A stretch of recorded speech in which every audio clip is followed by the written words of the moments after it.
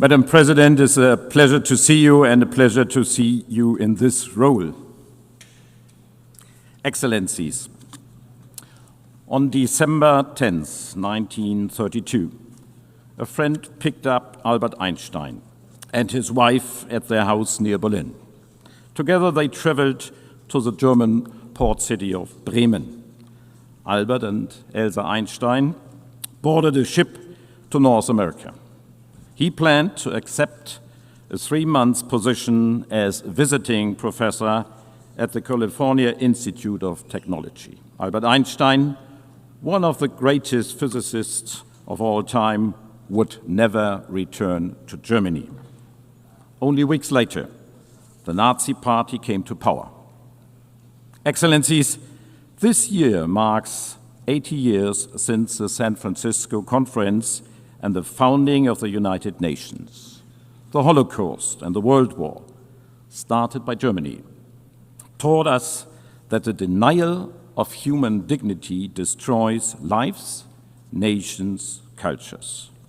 The founders of the UN came together in the belief that the defense of freedom strengthens our shared humanity.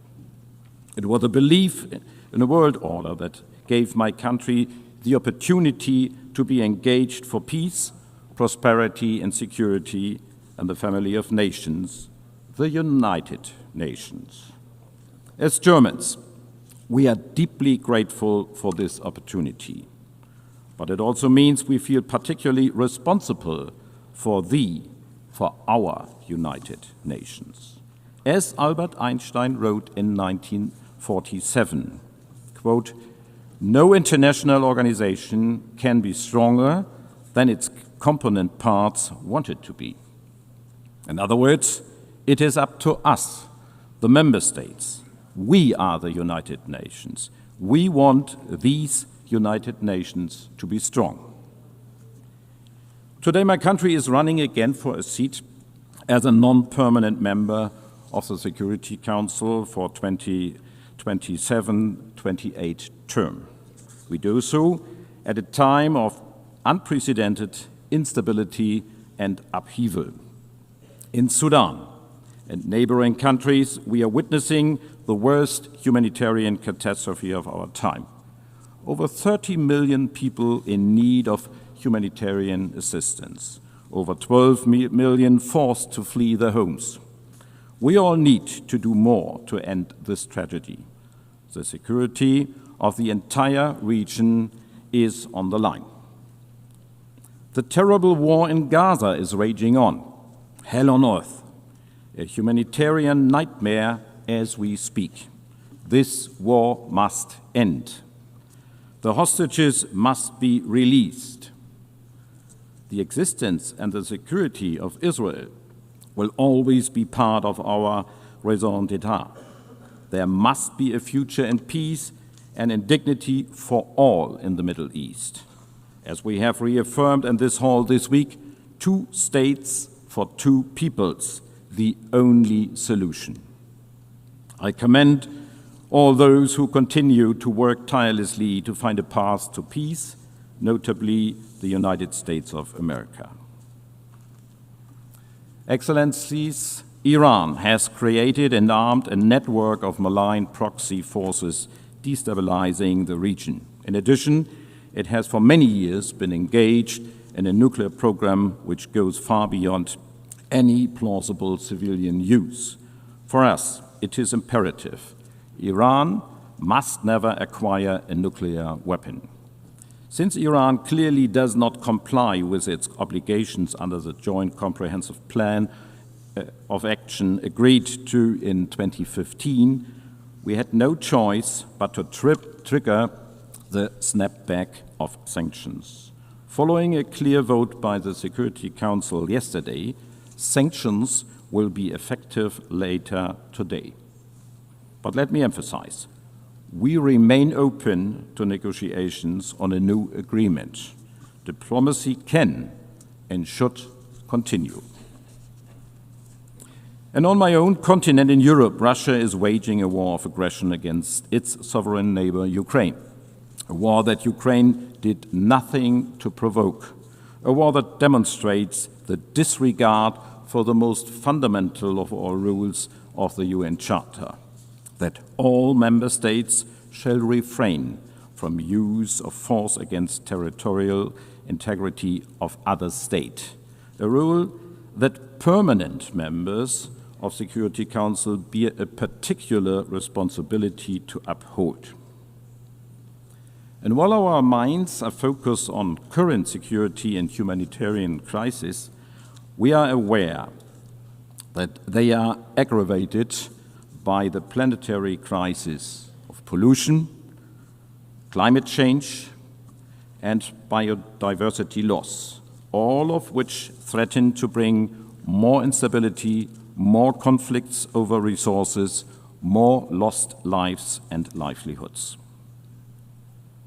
At 80 years, our cherished organization is challenged by a budgetary crisis, by a crisis of multilateralism, and by lack of respect for international law.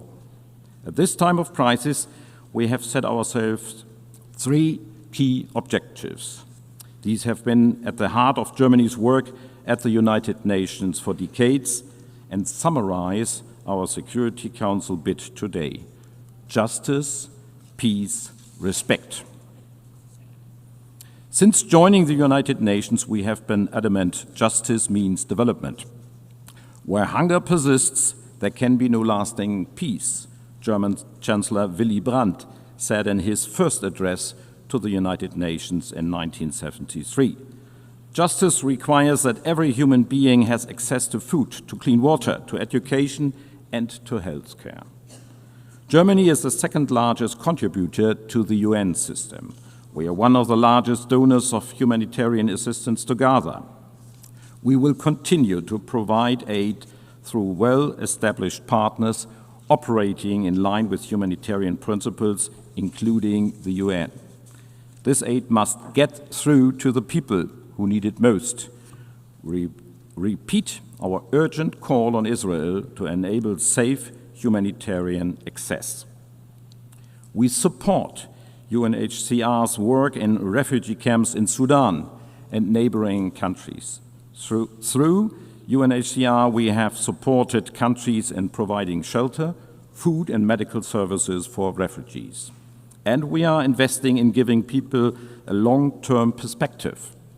I saw for myself how citizens from Mariupol have been able to find shelter in a hub created by the UNHCR in the city of Dipno, and how displaced people in Bekaa Valley in Lebanon were able to return to their restored communities through the support of UNHCR. The concept of justice also means combating climate change. I myself come from a coastal region in the north of Germany.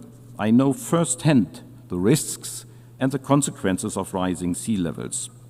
And I can assure those whose safety and livelihoods are already endangered by climate change today, we are and we remain by your side. Climate justice means supporting those who are most affected, helping them adapt and address the losses they are already facing. It means significantly reducing emissions globally and keeping the 1.5-degree limit within reach. Germany will be a reliable partner in this. We stand by our target to be climate neutral by 2045. Excellencies, justice, peace, respect. 35 years ago, we made a promise that a reunited Germany would work towards peace and stability. Our contributions to peacekeeping and peace building are proof that we are keeping that promise. German troops, police officers, and personnel have served in 14 peacekeeping missions over the last 3.5 decades. As we speak, the German military is contributing the maritime component of UNIFIL off the shores of Lebanon. German military personnel supports UNMISS and MINURSO.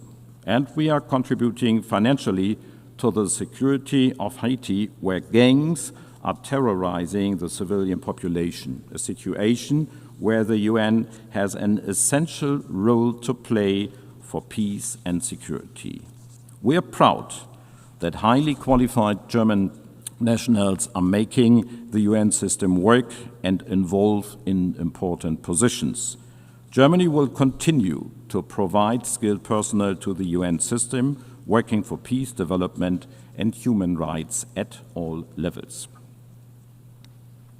We are the largest donor for UN peacebuilding. Germany is chairing the Peacebuilding Commission until January of next year. This is in line with our long-standing commitment to support national peacebuilding and conflict prevention efforts, because we are convinced that resilient civil societies and strong institutions are essential for addressing the root causes of conflict and for building peace in the long run. The Women, Security and Peace agenda provides an essential contribution in that regard. Justice, peace, respect. Respect for the Charter of the United Nations, its fundamental goals and principles that we have all pledged to uphold.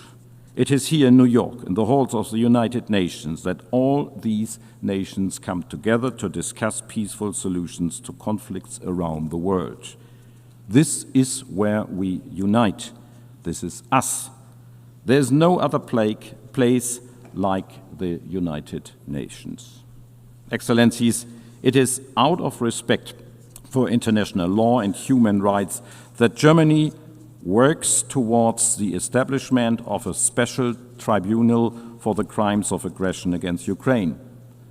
That's why we support and defend international courts. That's why we work to protect human rights defenders where they are at risk. We stand by international humanitarian law. Ladies and gentlemen, respect also means reform.